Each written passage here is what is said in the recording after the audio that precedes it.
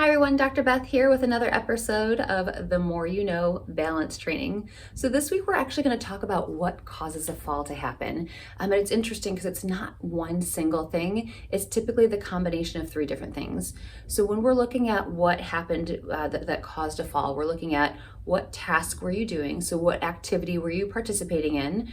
What was the surrounding environment? Was it wet? Was it dry? Was it light? Was it dark?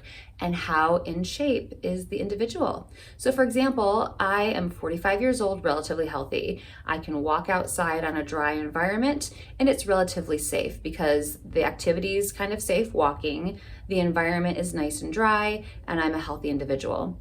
But if you take the same task walking and you make it outdoors on a slushy environment and you have the person, maybe is somebody who's 80 who's had a previous history of a fall, they are more likely to have a fall. And when we look at this and we kind of break it down after somebody's had a fall, you can't always control the task. So sometimes you have to walk, sometimes you have to do the stairs, sometimes you need to get up and down from the floor, sometimes you have to lift and carry heavy things. You can't always manipulate the task. Sometimes you don't have control over the environment, especially here in St. Louis. We can never predict what the weather is going to do, and sometimes we have the pleasure of experiencing all four seasons in the same day. So when we really break it down, yes, we can modify the environment a little bit. We can make some home modifications. Yes, we can change how you do the task and maybe break it down to make it a little bit safer. But the thing that we have the most control over when we look at what contributes to a fall is the individual themselves. So from a physical therapy point of view, we typically look at their strength, their vision, the feeling they have in their feet, as well as the strength of their inner ear. And we kind of break it down into those four components.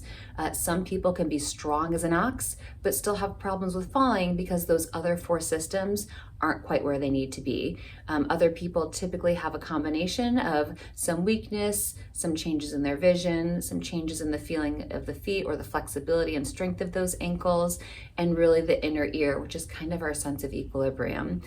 So making sure that if balance is a priority for you, you're including exercises that work on strengthening all of those components together and not just focusing on one thing individually. And if that's something that you're struggling with, I know Erica's sharing some great exercises this week to kind of work on balance and improving kind of all four of those components. Give them a try. And if you're having trouble, just go ahead and reach out to us. We'd be happy to help. Thanks so much.